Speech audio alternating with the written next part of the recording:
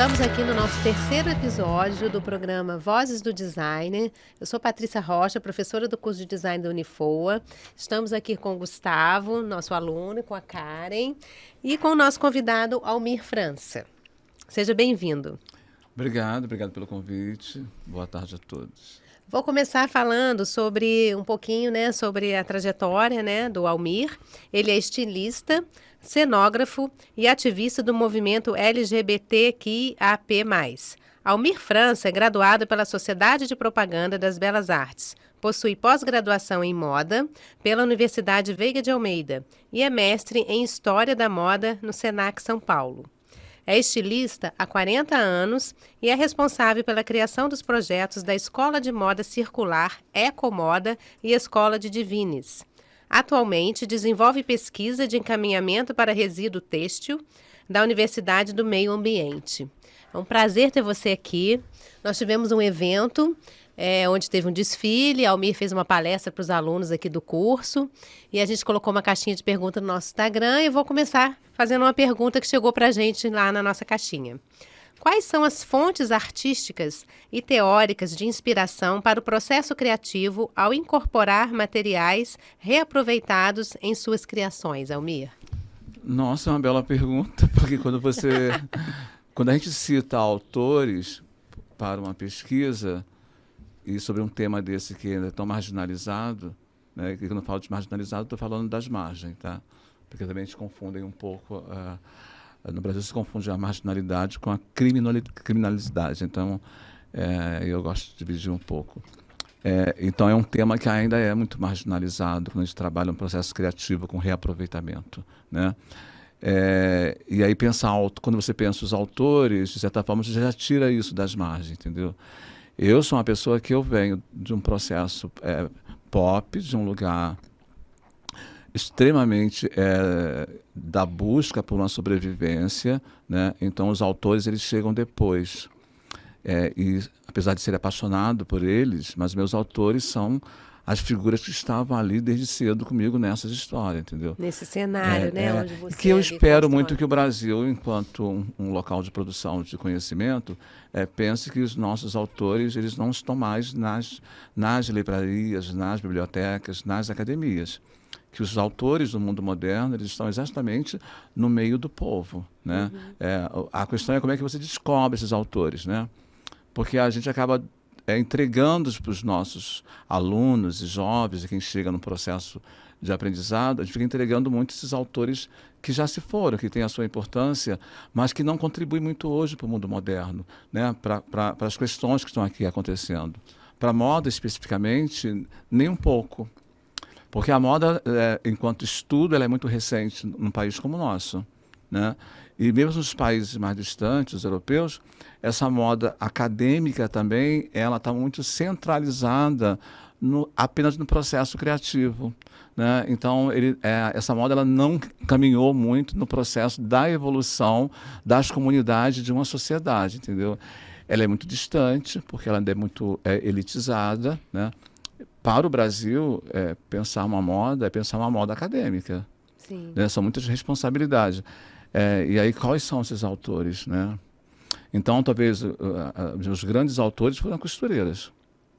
Foram elas que me disseram qual era o caminho, né, a seguir e a sobreviver nesse processo.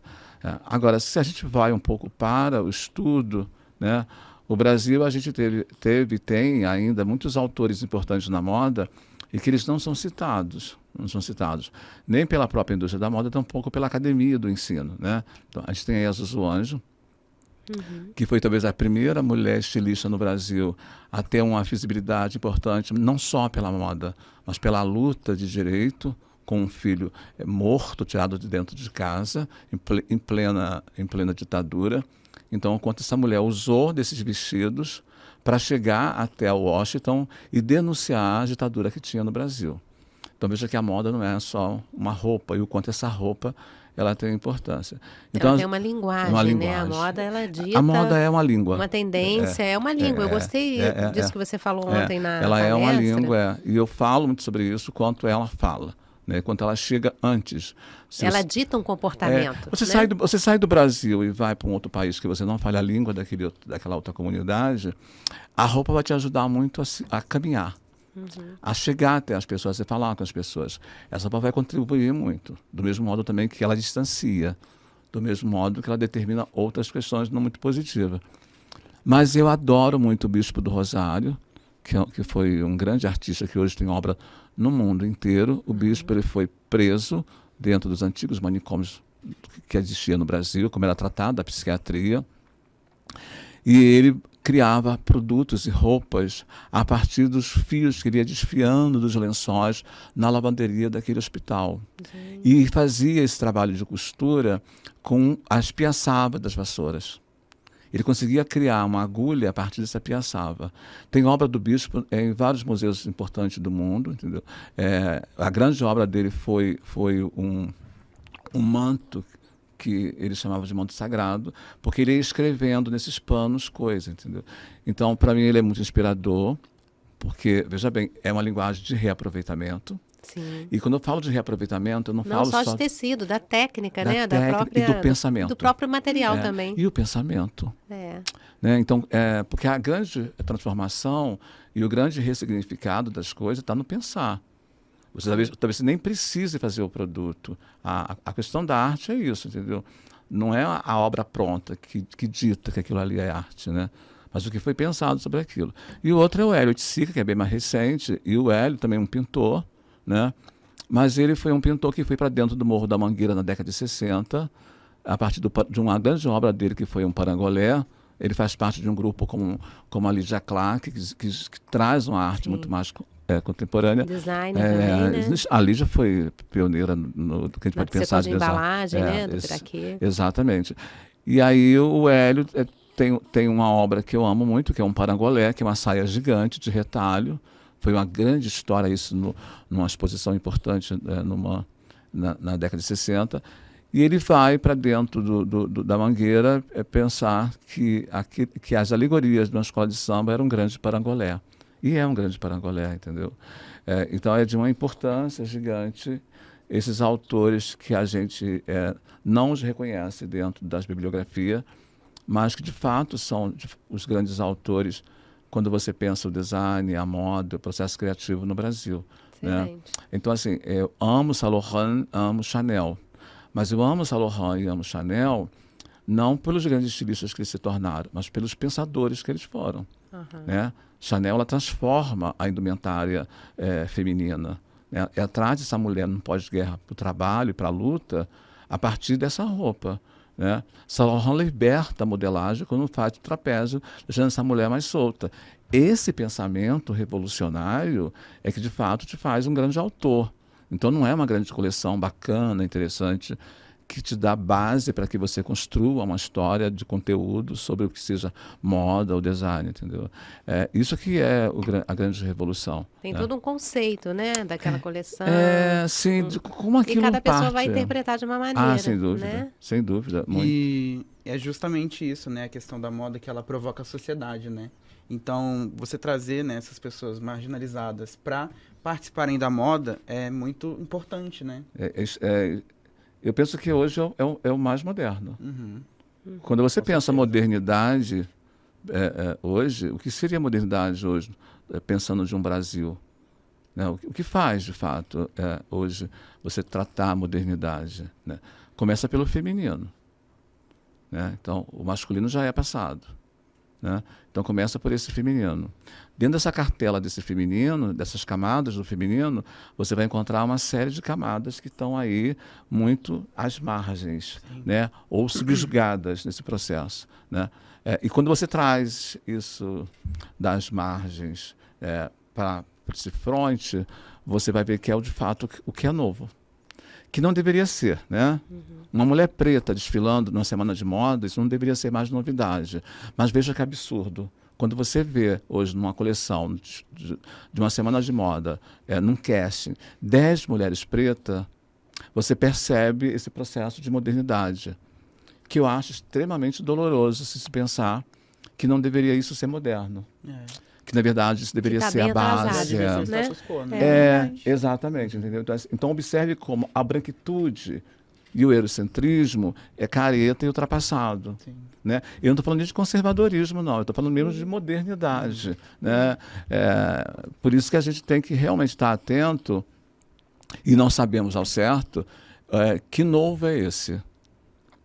Porque o novo pode ser velho. E a gente tem muito isso, né, de viralatismo mesmo, de eurocentrismo, porque você pode ver que lá fora eles usam ternos para ir para escritório, né? E aqui não cabe muito isso, porque a gente mora num país tropical, Sim. né? Então você vai para um escritório com uma roupa quentíssima, sabe? Não faz sentido, não cabe na nossa realidade. Mas a gente acaba, né, incorporando esses aspectos de outras Sim, culturas para a gente. a gente é educado, o Brasil ele foi educado, né, e é educado, muito em cima de uma cultura europeia, né, em todos os sentidos, entendeu? Mas eu também tenho achado, quando eu ouço meus colegas e outras pessoas falando sobre isso, eu também tenho achado chato, inclusive, esse processo, sabe? Como eu acho muito chato esse discurso da culpa da educação, eu acho chato, porque a gente está sempre, é como se a gente estivesse avaliando sempre o outro, as outras coisas, como se eu também não fizesse parte desse processo, como se eu também não fosse responsável por isso, como se eu também não alimentasse isso, entendeu? Por isso que às vezes eu sou tão provocativo quando eu chamo a atenção sobre isso, entendeu?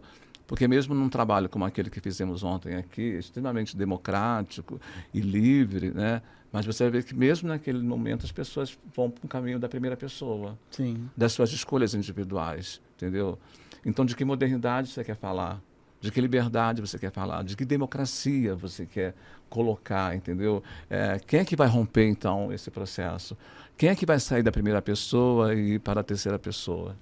Né? É interessante isso, porque assim, os alunos que desfilaram, eles não são modelos, né? Aham. Mas eles queriam ficar bonitos. Sim. Então, Esse assim, é o primeiro erro. De que não é ficar para isso, eles bonito, estão vendendo um produto, né? Então, essa é a educação a função que a gente deles tem. ali era vender o produto. Não importa É. se aquela roupa ficou boa em mim ou não, eu É. estou ali vendendo aquela roupa, né? O design, Eu sou um ele cabide, faz produtos, é. eu não faço essa caneca para mim, para o meu gosto. Eu faço essa caneca para o público, cliente. para que o público 10 use mil ela pessoas. e ela funcione, né? Tem que ser funcional, não tem que agradar tudo a mim. A gente trabalha e não para vai. os outros. E não vai. E essa que parece... Isso é uma assim, eles têm que separar isso para poder entrar no processo de criação. Por isso que o processo de criação ele não deve acontecer num processo sistêmico. Sim. O processo de criação ele tem que acontecer muito num processo libertário mesmo, a partir do próprio sujeito. Ou seja, eu não posso ensinar moda a partir da modelagem. Eu não posso ensinar moda a partir da costura mecânica. Eu tenho que ensinar moda a partir desse pano que enrola esse corpo. Entende? Aí sim, entendeu? Como é que a gente usa a didática a nosso favor enquanto educador? Desconstruindo a didática, porque quem tem que saber a teoria da didática sou eu, professor, e não o aluno. Mas quando eu entrego para ele uma equação e um cálculo de encaixe, eu estou, de fato, dando para ele um poder sistêmico. Então, ele não vai ser criativo. Ele vai reproduzir o que eu estou mandando. É importante Muito a gente mal. trazer, É né, verdade. a vivência do discente, né? Discente, né? Do discente para o nosso ensinamento também. Porque o né? nosso processo de formação, enquanto educador, né, tá nesse processo. Sim. Nós aprendemos todos os dias com os nossos alunos. A sala de aula é um local de produção de conhecimento, principalmente para o educador, e não para o aluno. Essa é a problemática da formação. Né? Porque nós não formamos ninguém, nós não educamos ninguém. Essa é outra armadilha que entramos também. Né? Por isso que se tem tanta crítica contra a educação, que eu acho injusta. Entendeu? Porque é isso. Né? Aí, como é que você vai conseguir que teu aluno seja criativo? Se você disse para ele que para ele poder colocar a manga, ele tem que calcular a cava da manga. Quando, na verdade, a manga é um retângulo que pode ser somado a um retângulo maior. É só isso. Entendi. Mas se você der para ele um cálculo de uma cava, ele vai sofrer com esse cálculo, com essa cava, e ele vai morrer sem entender que cava é essa. Sabe 2 mais 2? E ele não vai criar Ele vai desistir. uma manga diferente. Ele vai né? desistir. Ele vai criar Ele aquela não vai camisa entender nem que é uma normal. manga. É. E que aquela manga se junta ali, naquela parte do corpo, porque aquele braço está conectado com aquele corpo. E que a gente está falando de um corpo, de um membro que se mobiliza. Entendeu? E por que tem aquela cava? É porque é para ajudar na mobilidade desse corpo que anda, esse que movimenta. Então é um entendimento também biológico, fisiológico. Né? Essa é a dificuldade. E aí, essa dificuldade também toda, ou possibilidade, é o que vai dar norte, tá, para um processo produtivo, criativo. Porque no mundo moderno, o processo não é criativo, produtivo, o processo é produtivo, criativo. Sim. Porque o criativo ele já aconteceu. O que pode acontecer agora, nesse processo criativo, é de fato uma revolução de um processo produtivo. Entende? Porque fazer roupa não tem criatividade nenhuma mais nisso. Essa é uma outra falácia quando a gente ensina isso para os nossos alunos. Não tem nenhum processo criativo nisso. Primeiro que moda não é arte nem artesanato. Moda é uma indústria que bebe na fonte da arte e do artesanato. Né? E hoje nem tanto, porque ela é tão mecânica que nem o artesanato existe mais. Então, esse é um ponto importante a ser Mas pensado. esse é um diferencial seu, né? Assim, quando é uma coleção sua, que não é... É o que eu tenho que com buscado. certeza, que eu falei ontem sobre e a aí fome. se destaca, né? Das outras Porque tem uma coisa, criações. Patrícia, assim, e também é um processo de aprendizado. Nada disso aconteceu de repente. Né? Então, de repente, eu sou chamado para dar uma oficina, ou dar um curso, ou implantar um projeto de moda numa comunidade, numa favela, como no Rio de Janeiro, por exemplo, a Rocinha. Uhum. Como é que você ensina moda para mulheres de 50, 60 anos, que já criaram filhos, netos, né, que apanharam dos seus maridos, dos seus pais, dos seus maridos, e hoje apanham dos seus filhos e são chutadas pelos seus netos? Como é que você ensina moda para uma mulher dessa? Andando ela sentar numa máquina de costura e dizer para ela que para costurar bem ela precisa de uma máquina reta industrial, que para melhorar a qualidade do acabamento da máquina, da obra dela, ela precisa de um overlock de 10 fios. Para ela fazer uma bainha bem acabada, que ela precisa de uma colarete. Veja que há tantos processos injustos e, ao mesmo tempo, de ficção enquanto capital, enquanto realidade, enquanto economia, nesse processo. Talvez não seja mais prático e objetivo, tanto para você, educador, quanto para ela, sujeita, cidadã, buscando novos conhecimentos, de trazer dela toda a sua formação e vivência do manuseio, dessa costura que ela faz com sapiência, né, de um bordado, de um crochê, de um ponto corrente, entendeu? De trazer essa tecnologia, que é tecnologia, para se fazer roupa nos mundos atuais. Talvez não esteja aí o grande processo da substituição da grande máquina, que já cumpriu o seu papel. Né? Porque a gente hoje faz máquina para resolver máquina. Né? Né? Cada dia que mais a gente faz máquina para fazer máquina e para reduzir o tamanho dessa máquina. Né? Achando que a gente está conseguindo minimizar um impacto climático terrível. Né? Mas, no fundo, o que a gente quer é ganhar muito dinheiro. Porque a gente se iludiu que a fome se resolve com muito dinheiro. A fome se resolve com distribuição de renda. Essa distribuição de renda ela não vai acontecer, pelo menos nesse mundo. Né? Porque quem tem a renda não quer distribuir. E quando distribui, é aquele discurso que eu falei ontem do ser bonzinho. Né? Você dá para meia dúzia de pessoas e acha que está sendo bonzinho. E conta, inclusive, sobre isso. Né? E ganha mais dinheiro porque diz que faz isso. Então, a gente precisa repensar todos esses processos e também como a gente olha tudo isso, como a gente avalia, como a gente traz para nossas vidas, entendeu? E para a moda isso é muito sério, né? Porque a contaminação ambiental do resíduo têxtil hoje em países como o nosso, eu quero falar do meu país, né? Porque não adianta ficar falando dos outros países se a gente não consegue dar conta do que está aqui, é muito terrível. A gente está num município que é pequeno, apesar dele ser bastante potente economicamente, mas ele é pequeno. Quando você olha a Baixada Fluminense, né? Mas a gente vai ter que, com certeza, algum aterro clandestino sanitário. E lá vai ter toneladas de roupas usadas, entendeu? E como é isso, né? Então roupa é lixo. Então, E não tem igual você falou, não tem uma política pública para lidar com isso. não. Vai fazer o quê com essa montanha sim, de roupa? sim. Tem estilista suficiente para pegar esse material Não. e Não, fazer? Não tem. porque a escola da moda brasileira Não trabalha com isso. não, diz o contrário. É. Né? Fazer o molde, o papel craft, né? O esquadro, depois comprar o tecido para fazer o piloto, depois outro tecido que vai fazer a peça final. Olha só. Né? Então, em nenhum momento você vai encontrar no processo acadêmico alguém que diga para o seu aluno: não, a aula de amanhã vocês me tragam roupas usadas, porque elas vão ser desmontadas, vão voltar a ser um tecido e vamos trabalhar o molde a partir dessa roupa que foi desmontada. Não tem. Entendeu? E aí você vai encontrar a colega dizendo que não tem porque isso não está dentro do currículo. Em que momento isso vai chegar no currículo? Em que momento esse material didático vai ser repensado? Se ninguém der o primeiro passo, nunca vai sair Lógico, disso. por isso que eu Isso chamo em aqui. todos os quesitos, não só na moda. Porque a Patrícia deu o exemplo dos aterros sanitários, de tecido, mas isso em todos os quesitos. Na indústria de aço, que é uma coisa que a gente tem muito aqui na cidade. Então, se ninguém der o primeiro passo para a reciclagem no geral, para voltar aquele produto numa outra escala, rever, recondicionar ele para trazê-lo de volta na indústria, a gente nunca vai chegar a lugar nenhum. Sim. E aí a gente só fica nessa coisa de como você falou. Porque para acabar com a fome, para acabar com a pobreza, a gente precisa de dinheiro. Mas a gente não dá essa oportunidade para as coisas que a gente já tem. Sim. A gente só vai criando mais coisas.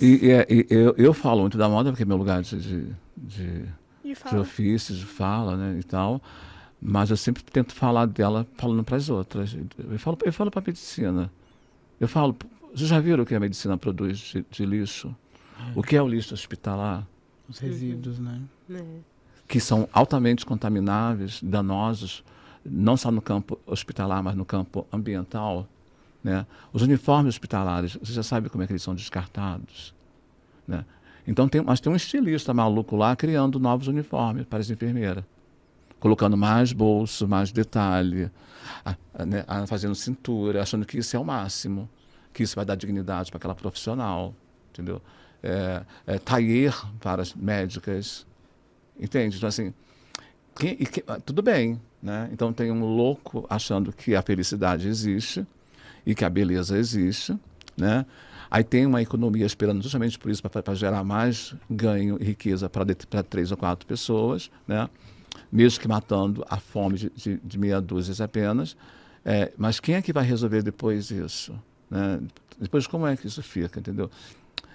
E eu não gosto dessa fala, porque às vezes quando eu fico me ouvindo, eu fico imaginando que isso pode ser um pouco Che Guevara, um pouco Evita Peron, né? Um papo revolucionário, mas não é desse lugar que eu estou falando. Eu estou falando de um lugar, inclusive, que eu preciso que ele continue, eu preciso que a moda continue, porque esse é meu ofício. Né? Eu não sou um político da moda, eu sou um sujeito que faz roupa. Né? Então eu preciso que essa indústria continue existindo, porque ela é geradora de trabalho. Né? Mas eu também tenho que entender que para ela continuar, eu vou ter que repensá-la. É consciência, né? Porque às vezes a gente entende que a gente faz parte do problema, mas justamente por isso a gente tem que mudar de dentro dele, né? Você trouxe uma coisa que é interessante, a gente está na cidade do aço, né? Entendeu? E essa cidade se tornou importante para o Estado, e foi muito importante, inclusive. Aliás, essa cidade foi muito importante para a construção da CLT. Getúlio Vargas pensa muito a CLT a partir dos funcionários dessa siderúrgica.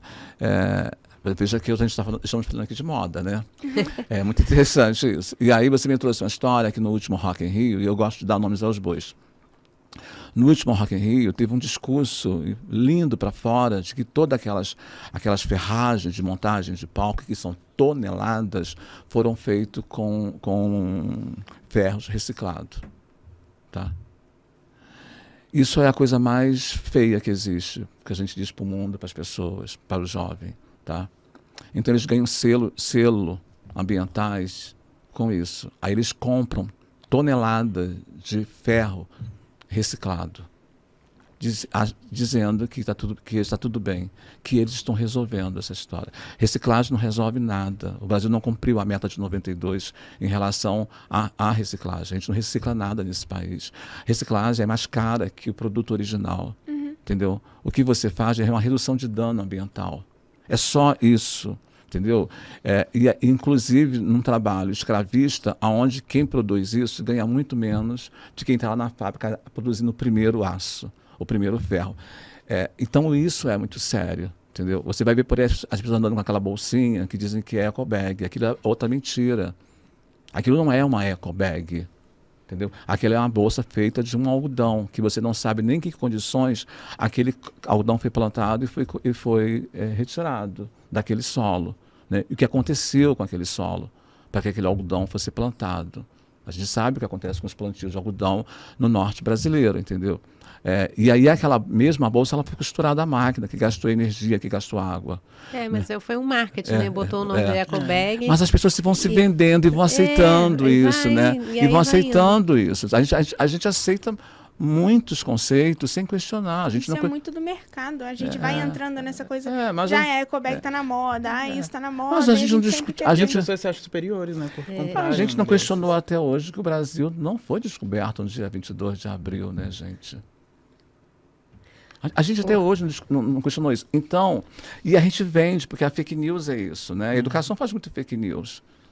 A gente passa a história, a gente reforça a história equivocada, entendeu? Para os nossos alunos, os nossos jovens, nossos filhos, que saem acreditando nisso e vão repassar isso.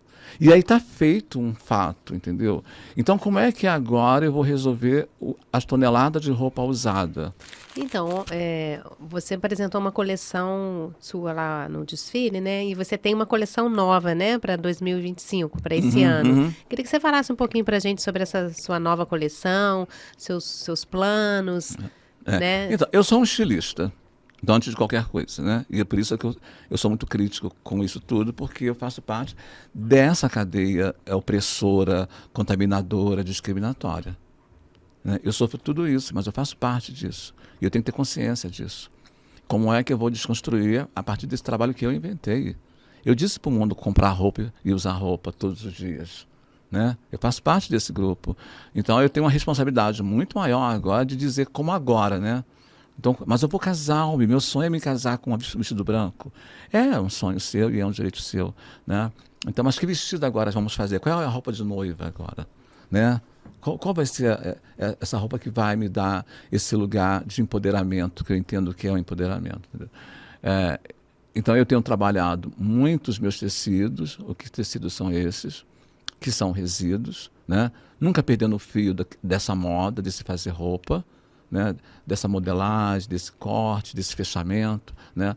Mas estar atento que esse fechamento não deve mais ser apenas a máquina, se possível, não a máquina. Né? E quando eu falo não fazer a máquina, eu não estou apenas dizendo que é um trabalho artesanal. Porque também no Brasil a gente confunde muito o que é artesanato e o que é fazer à mão. Né? O fazer à mão ele pode ser uma substituição da máquina.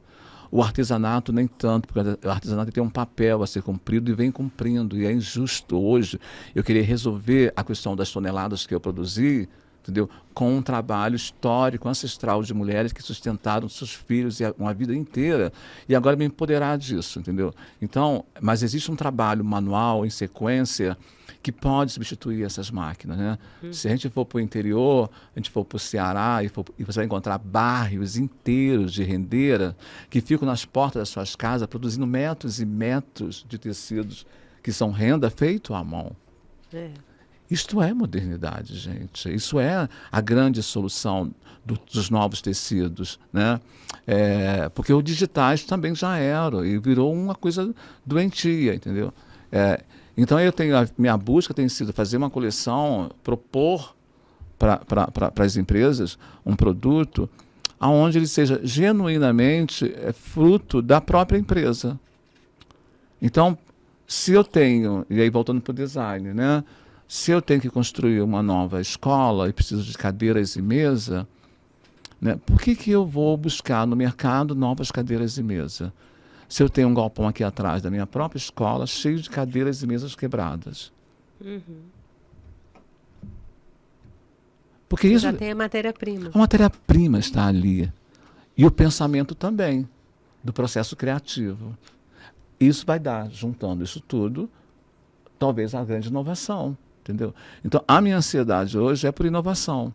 Como é que eu consigo fazer uma coleção de 50 looks que gere depois uma produção de talvez 500, 5.000 peças, mas a partir daquele produto original, que sejam esses resíduos, que sejam uniformes, que sejam tecidos, quanto mais marginais, entendeu? Mais interessantes vão ser. Porque isso que é ser interessante. Porque você tem que pensar assim, você tem a matéria-prima para criar a sua coleção, mas como você falou aí, a indústria vai produzir ela. Só que aí você tem que pensar, quando ela for produzida, será que eu vou ter...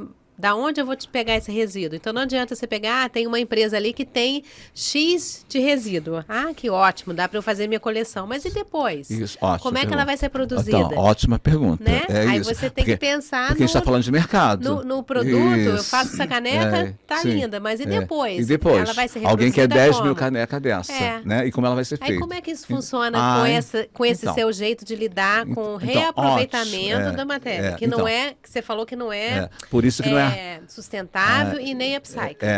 E não é artesanato. E não é artesanato. Né? Porque a senhora faz lá o paninho de prato, faz um crochê, faz um bordado, lindo e maravilhoso, mas é um só.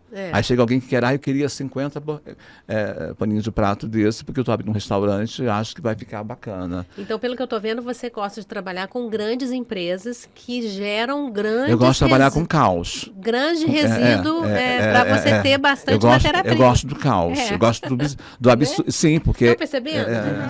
Porque a gente não estudou e não estuda para trabalhar com o óbvio. Sim. Né? Nosso trabalho é um trabalho de pesquisa, entendeu? Então, o que acontece? Isso aconteceu comigo na pele.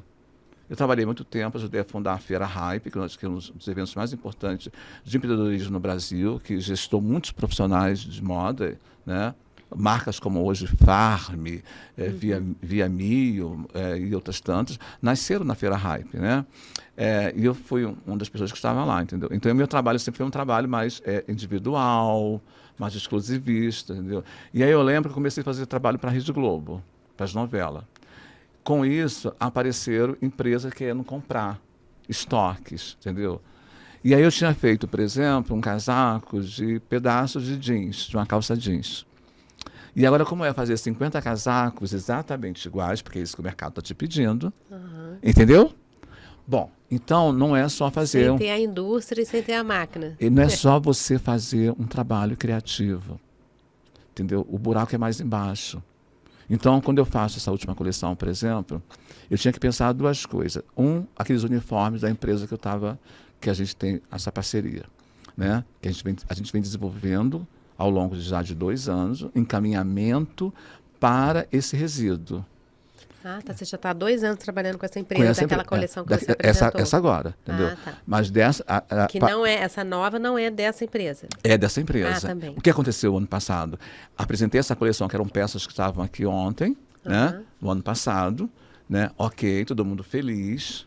Só que agora é o seguinte, eu tenho que pensar que são toneladas desses uniformes, que nesse processo também de reaproveitamento, transformando esse uniforme, eu também produzo outros micros resíduos.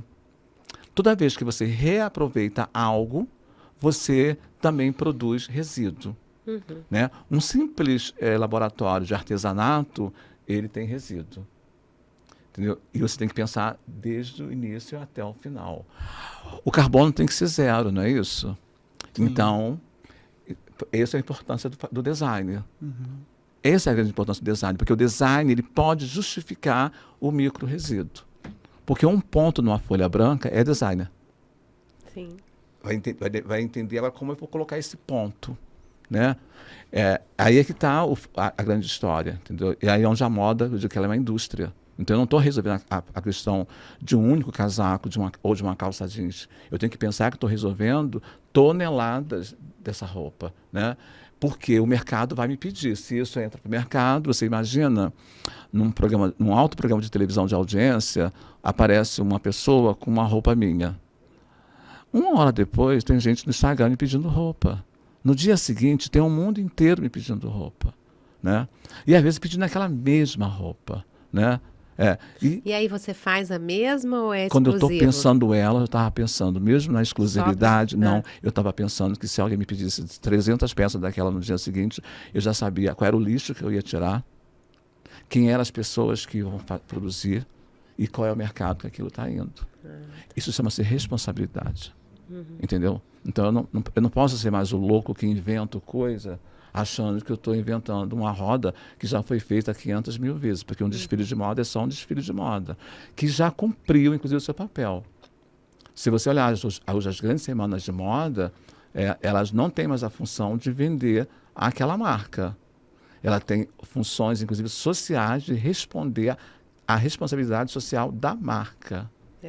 Por isso você vai ver discussão de gênero no desfile, as questões das deficiências nos desfiles de moda. Entendeu? Isso para falar de design.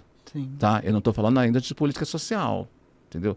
Então, quando eu penso, quando eu percebo que, por exemplo, essa instituição produz resíduo texto de uniforme de trabalhadores que tem aqui dentro. Porque quando eu entro em qualquer lugar, eu já fico contando qual é o lixo aqui dentro. E o que tem de lixo aqui dentro. Qual é o lixo, né? E aí eu fico pensando, se essa instituição me convida para um trabalho, qual é a resposta também que eu vou dar para ela?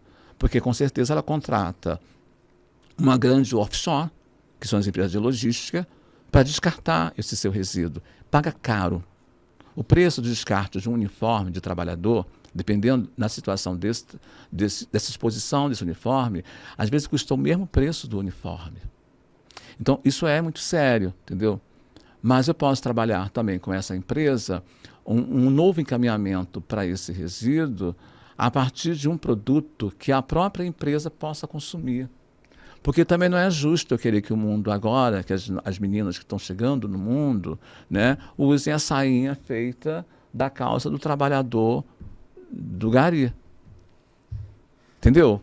Também tem umas injustiças nesse processo. Então, a gente tem que entender esse processo inteiro. Entendeu?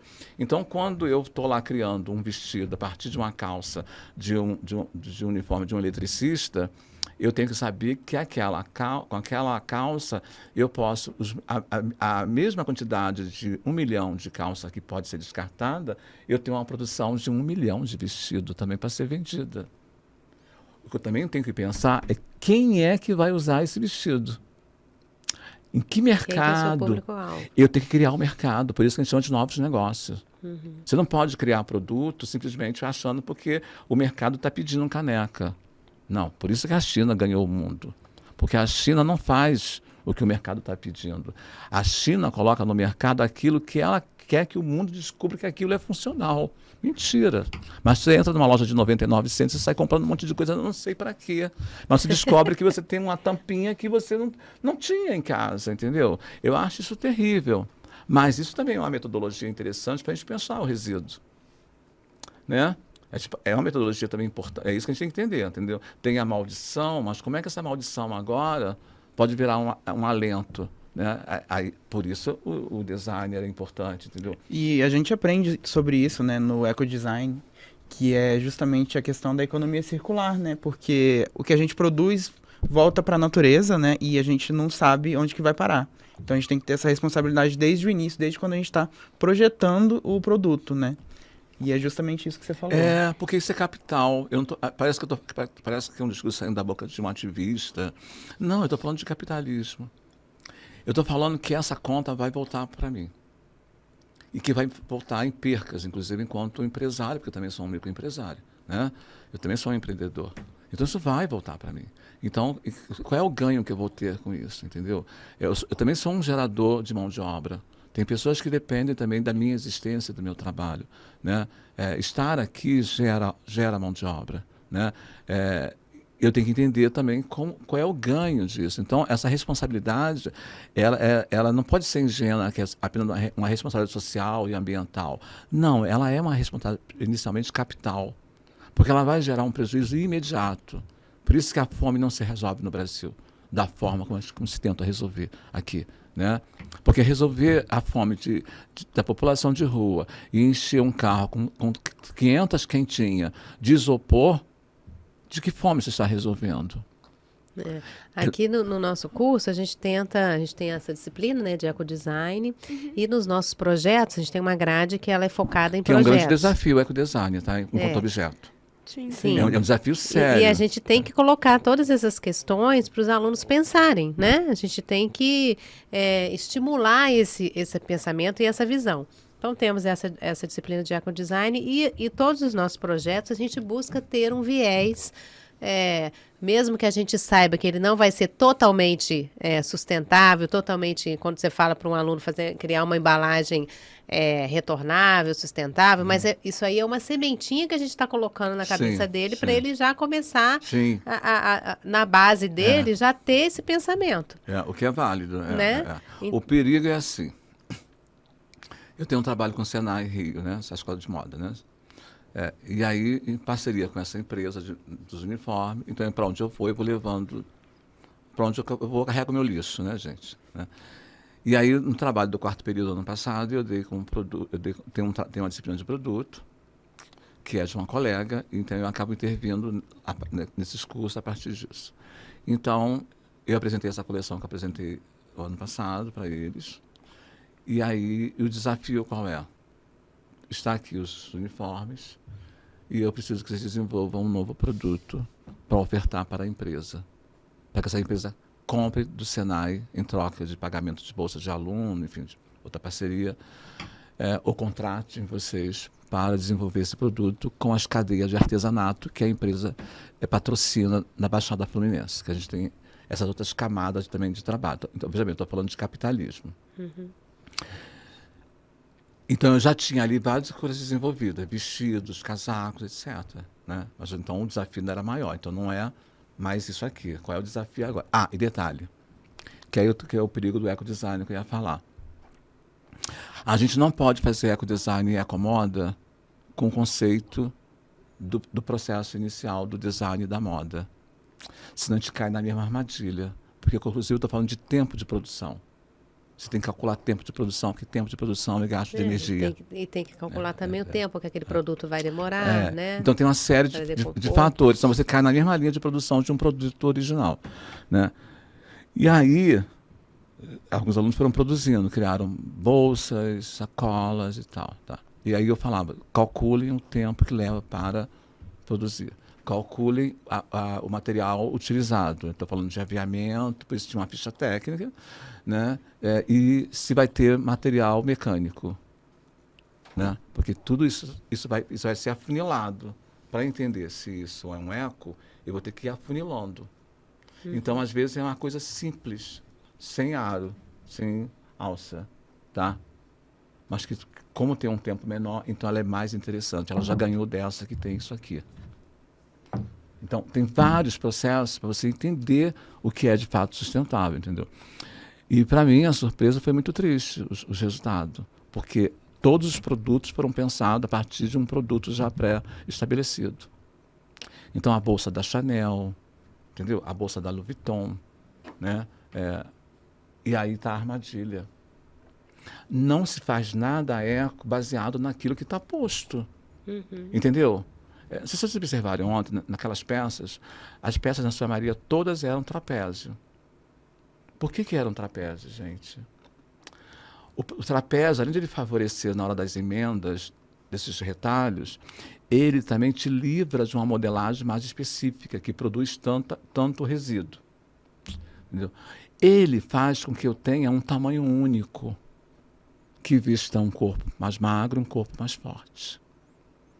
Né? Mas, quando as pessoas vão para aquele produto, eles vão sempre buscando uma roupa que veste o meu corpo e não um corpo que eu não sei qual é. Entendeu? Então, quem bebe água aqui pode ser uma gatinha, pode ser uma senhora, pode ser uma pessoa, entendeu? E aí eu não posso ficar achando que quem vai tomar água aqui sou eu. Né? Essas são as armadilhas do eco, entendeu? Porque a gente fica mascarando e desenhando uma coisa que é eco, quando na verdade ela é continuação de um processo sistêmico do que já está posto. Isso né? vem um pouco da inclusão, né? E aí, eu vi que ontem você falou um pouquinho sobre a moda inclusiva. Eu queria que você falasse um pouco sobre como que ela se diferencia da moda tradicional. Porque o desfile ontem, além da palestra, foi maravilhoso. As peças estavam lindas, a coleção incrível. Os alunos também arrasaram, lógico. Lógico. Mas estava todo mundo Não, maravilhoso. eles foram, nossa senhora, gente, eu lavei a alma, entendeu? Eu fico muito apreensivo, eu juro que eu fico. Deve ser um desafio, É né? um desafio. Você dar a sua roupa para alguém que nunca desfilou. Não, e aí você olha para eles, na sua maioria, todos pressupostamente muito modernos, todos pressupostamente muito democráticos, livres, né?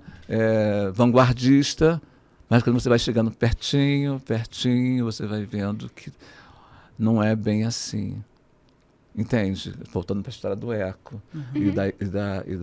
do incluir, né? Entendeu? E aí eu fico muito atento a isso, porque dói, o processo dói, né? O processo corpóreo ele dói muito, né? E aí eu fui um ditador, né? Porque o estilista ele é um ditador. Ele diz o que você tem que usar e como tem que usar. Isso é terrível, né? É muito triste, né? E aí como é que agora você vai dizer que eu estou te incluindo? Como é que eu te digo isso, que você tá incluído? Aí eu trago uma roupa que você veste e não cabe. Aí eu trago uma roupa que te veste e te prende. Entendeu? E que não te deixa a tal da empoderada que o mundo está dizendo, né? Entendeu? Então, como é que você vai fazer isso, entendeu? É por isso que eu pratico esse exercício o tempo inteiro, né? Ontem eu tive pelo menos 2 ou 3 experiências que eu quase que... E agora? Né? Porque eu falei no início, eu quero que vocês se sintam à vontade, felizes, né? Mas também é provocativo. Vamos ver se está disposta a bancar essa exposição, a sair desse lugar, né? Da zona de conforto. Porque a inclusão não está no mundo, não é o mundo que te inclui, é você que se coloca no mundo, porque o mundo não vai te incluir. Esse mundo não foi feito para nós. Ontem um professor muito interessante, eu não sei, só para lembrar dele, que eu não lembro o nome, ele me parece um Unicei. O professor Marcos. Muito interessante. E aí ele fez observações muito interessantes e inesperadas para mim. Adorei. Ficaria horas conversando com ele depois. E ele é tranquilo, né? Então, e aí eu fico, meu Deus, o que esse homem está pensando? Né? Eu sou doida, mas acho que ele é pior do que eu. E ele é observador, entendeu? Então é maravilhoso. Eu adoro gente que me provoca também, né? E aí, então eu fiquei assim, pensando, porque a gente não inclui ninguém. É lógico que eu faço um trabalho na perspectiva de incluir alguns grupos dos quais eu trabalho, né? Eu estou falando muito das mulheres trans, mas eu também não dou conta desse processo, né? E quando isso vai se multiplicando, isso vai ficando pior. Então, a vida inteira, as pessoas me diziam assim, as mulheres principalmente, quando eu fiz sob medida, elas chegavam, você só faz roupas para as mulheres magras, entendeu? Quando é que vai ter a oportunidade de usar uma roupa sua, né? Aquilo me incomodava às vezes, inclusive me doía também, porque ainda tem isso. E, ao mesmo tempo, eu ficava, mas, meu Deus, como é que eu vou conseguir isso, né? Aí eu volto para os autores, né? Então eu volto... por que o Saint Laurent fez aquele trapézio? Né? Entendeu? Mas por que a maldita da Chanel também fez aquele taillé marcado?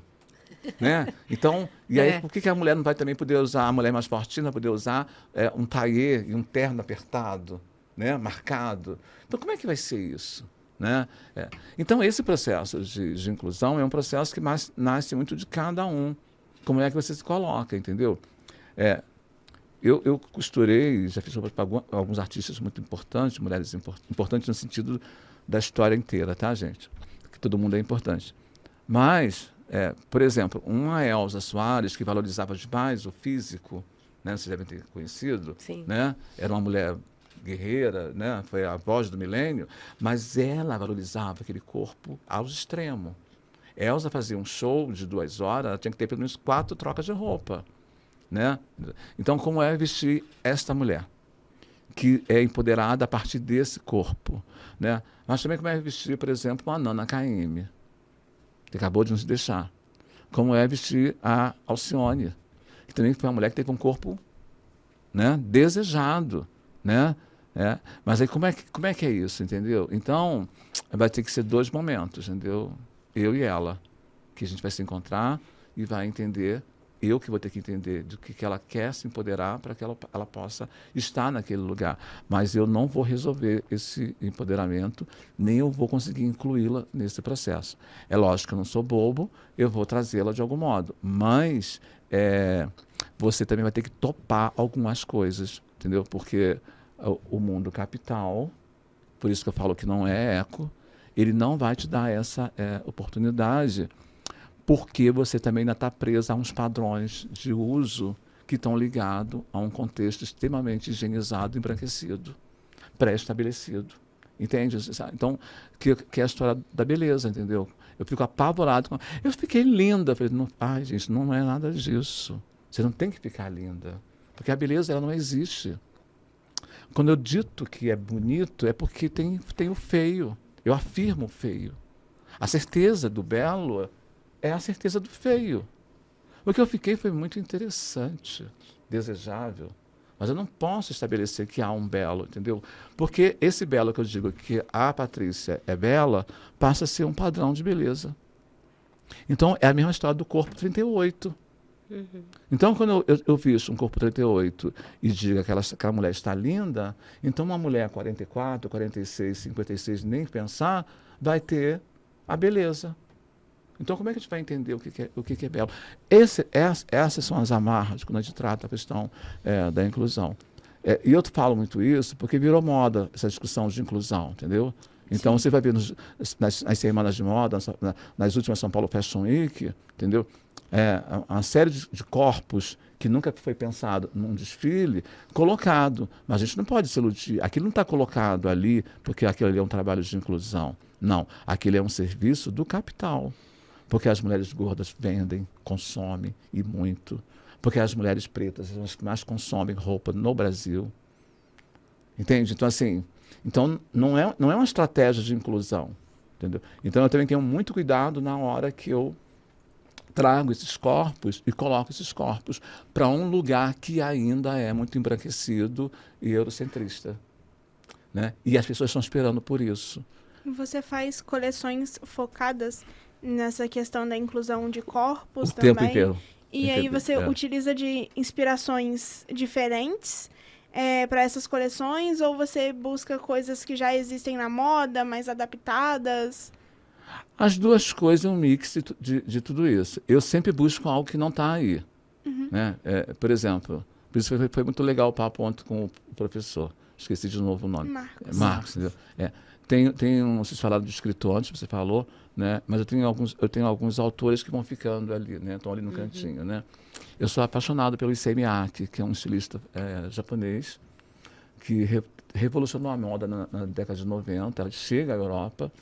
A Europa tem preconceito com vários profissionais na área da arte, do design, principalmente os asiáticos, né? Mas o Issei fura essa bolha, ele entra para a Semana de Moda de Paris, né? Semana de Moda de Paris, que só era Saint Laurent, Chanel, Dior. Ele fura isso. E ele traz uma roupa para aquela semana de moda, que na verdade eram reproduções de uniformes de camponeses, de agricultores de arroz no Japão, né? E aquilo me encantou muito, porque a roupa dele é muito libertária, entendeu? E aí quando você vai ver, assim, porque é muito engraçado, né? Porque quando você fala de um uniforme, de um trabalhador, você não consegue visualizar aquele uniforme como moda, como uma roupa, como uma indumentária, como um figurino. O próprio nome já diz, né? Um uniforme. Ele Sim, não, ele é escravista, ele é elemento de poder, né? De não poder, inclusive, né? E aí, quando você vai para esses lugares, você consegue encontrar um processo criativo muito importante. E você encontra possibilidades mais democráticas, mais livres. Eu já tenho tentado fazer uma roupa onde você seja com a autora. Eu adoraria jogar um pano em você e você conseguir dar o molde a ele, entendeu? Porque eu acho que essa tem que ser a tendência. A pessoa que compra a roupa, que adquire a roupa, ela tem que ser meio coautora dessa roupa, Porque senão a gente nunca vai sair dessa ditadura que os estilistas têm de ditar o que você vai usar, entendeu? E no mundo moderno isso não cabe mais, porque todos os dias a gente acorda com novos corpos, novas identidades, novas histórias, entendeu? Mesmo eu que estou dentro desse processo todo, eu tenho uma surpresa, eu tive surpresa aqui ontem sobre identidade de gênero, né? Eu tive surpresa aqui ontem sobre olhares para o mundo, entendeu? Então isso não dá para você ficar estabelecendo alguma coisa, entendeu? Então eu já faço uma coleção muito na perspectiva de abrir um prefácio. Olha, podemos começar por aqui, entendeu? Podemos ir nesse caminho, entendeu? E é lógico que a gente quando está fazendo uma modelagem, você começa uma modelagem no tamanho 40, no 42, mas eu fico pensando o tempo inteiro, mas gente, será que alguém que tenha 1,90 m vai vestir isso? Então como é que eu consigo, a partir dessa modelagem, alongar isso para que alguém de 1,90 m use? Ai, meu Deus, mas aí quem vai querer comprar justamente tem 1,40 m. Entendeu? E agora, como é que vai ser? Entendeu? Aí eu tenho que estar criando algo, inventando algo, aonde, olha só o desafio, né? Uma pessoa de 1,50 m possa adquirir aquela mesma peça, entendendo que um design num corpo de 1,90 m, ele tem uma imagem, ele provoca um sentimento, e que num corpo de uma pessoa de 1,50 m te dá outro. É profundidade, alongamento, né? Então, veja bem, por isso que as vitrines têm aquele padrão, tem aquele pé direito, né? Aqueles corpos têm aquilo. Então, isso não é uma coisa boba, né? É uma ditadura, mas não é uma coisa boba, entendeu? É muito pensado, e é behaviorismo, entendeu? É a escola do condicionar, entendeu? E aí como é que você sai disso? Então também eu pego a mesma escola disso, desconstruo tudo e digo, tá aqui um trapézio, vista. E aí você que vai rodar com isso e vai dizer, agora quem é você com essa roupa, entendeu? Mas eu preciso que essa roupa vista você, ela, ele inclusive. Nesse último desfile aconteceu uma coisa muito engraçada. Tem um trapézio grande, né, e uma gola alta, que foi pensado justamente para uma modelo que abriria o desfile, entendeu? E quando eu não estava no desfile de Fortaleza, eu estava no outro trabalho, mas eu estava acompanhando tudo em vídeo que as meninas iam montando e mostrando, entendeu? Eram só 2 modelos masculinos, 20 meninas e 2 masculinos, né? Então tinha looks de troca para os 2 modelos, então, ou seja, 4 looks masculinos. De repente apareceram 5 modelos masculinos no meu cast, e a produção estava desesperada, porque eram modelos que tinham ficado, estavam no cast, selecionado, mas que não tinha roupa. E aí, bom, temos 4 looks, temos 4 homens, faltou um, entendeu? Então, a minha assistente resolveu conversou com ele, se ele toparia, né, que é um vestido trapézio, né, com essa gola alta, a cava bem cavada, entendeu? Se ele acharia interessante, porque ele enlouqueceu, e foi tudo o que ele quis, e foi a pessoa mais fotografada. Ele foi o acontecimento. Entendeu? Todas as matérias que tem minha, a primeira foto é a dele. Então, esse trapézio... Ele quebrou um paradigma, né? Porque eu não posso fazer uma roupa só feminina ou só masculina. Entendeu? Mas eu também não posso. Tem a moda unissex. Mas eu também não posso, né, dizer para esse corpo que foi educado para vestir calça e dizer para ele, entendeu? Eu prefiro que você vista uma saia. Uhum. Entendeu? Porque é ele que vai ter que se incluir nesse processo, entendeu? É ele que vai ter que me dizer agora que ele quer essa saia. É ele que vai ter que fazer essa desconstrução, né? Eu não posso te desconstruir, entendeu? Eu não posso desconstruir o que você se condicionou. Né? A gente está ali oferecendo coisa, entendeu? Mas é lógico que é mágico quando você vai lá e topa, como ontem aconteceu aqui também, né? Meninas que eu sei que elas nunca usaram aquelas peças, que elas nunca saíram assim para ir à balada, entendeu? Essa era uma preocupação que eu tinha, né? Porque o mundo fashionista ele é muito maldito, né? Porque o mundo fashionista ele foi feito por uma mulher acima de 1,80 m, de cintura 36, né? e que anda daquele jeito, inclusive, entendeu? Então, é uma ditadura muito grande. Entendeu? Então, quando você veste algo que foi feito para aquele corpo, e que você não te revelou no espelho aquele corpo, é como se dissesse que com você não tá legal as coisas, entendeu? Então, tem muito disso. Então, veja que é uma batalha que não é só de uma pessoa, de um profissional, né? É de um contexto grande até, né? E assim, aqui no nosso curso de design, nós temos web designer, gráfico e produto. Mas nós temos uma disciplina, nós não somos um curso de design de moda, mas nós Adoraria tentamos que fosse. abranger tudo. Mas nós gente. temos uma disciplina eletiva de moda, que é assim, a gente oferece 3 eletivas e os alunos votam naquela eletiva que ele vai estudar. Isso é legal. Então, a gente procura colocar essas eletivas de assuntos que a gente não tem dentro do curso.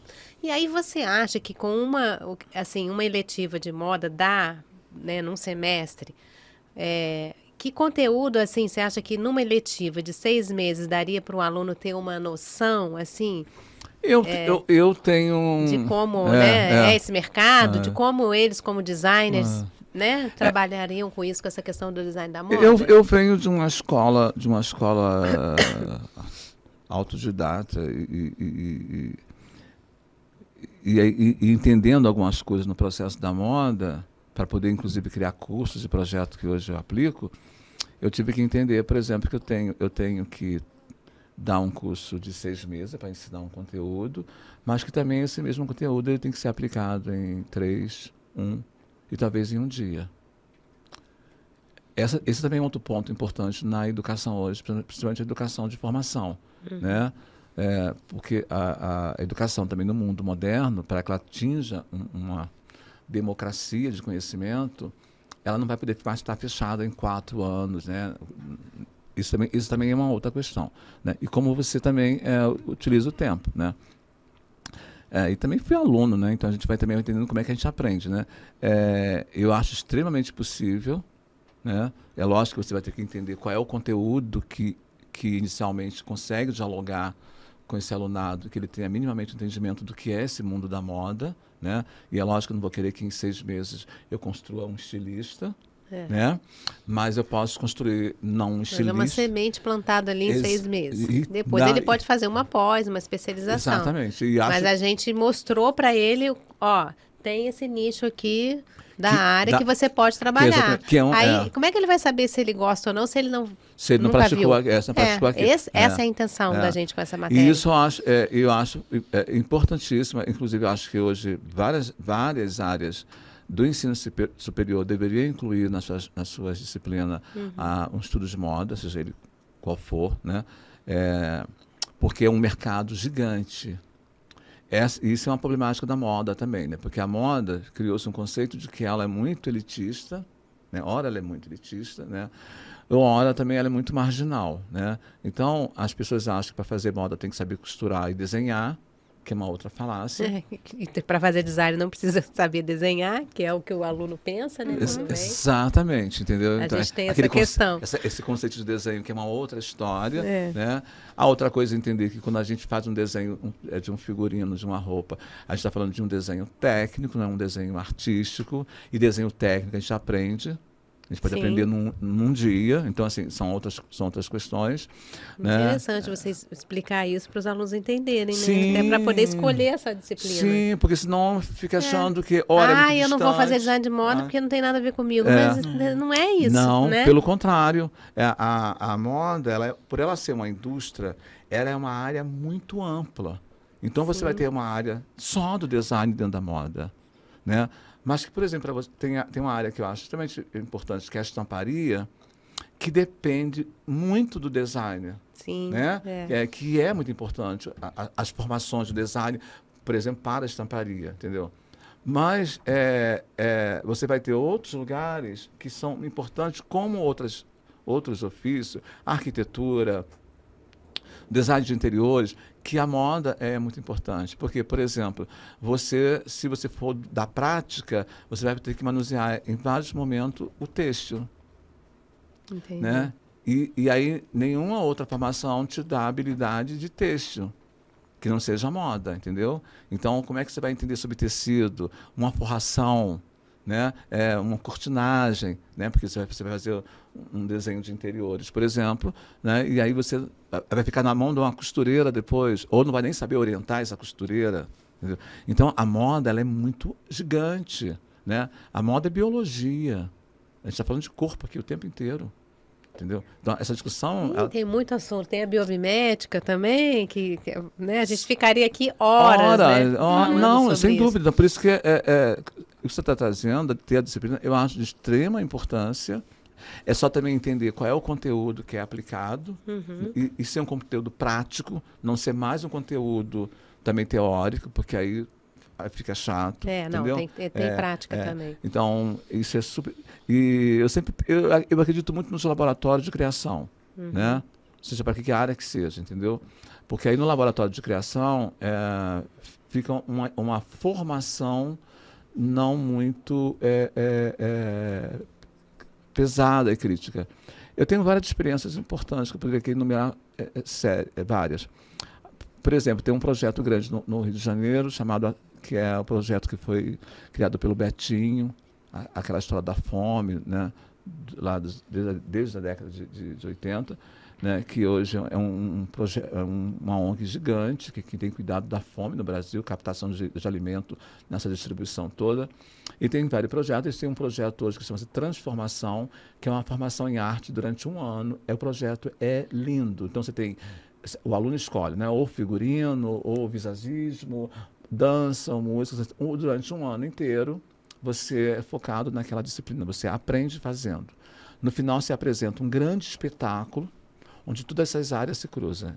É um musical gigante, é a coisa mais incrível do mundo. Né? Tem cenografia, é interessante. Então, ou seja, é possível. Eu estou agora fazendo, que é um projeto de São Paulo. Em São Paulo foi o Valério Araújo, que é um outro grande estilista de extrema importância na sua história. Foi o curador.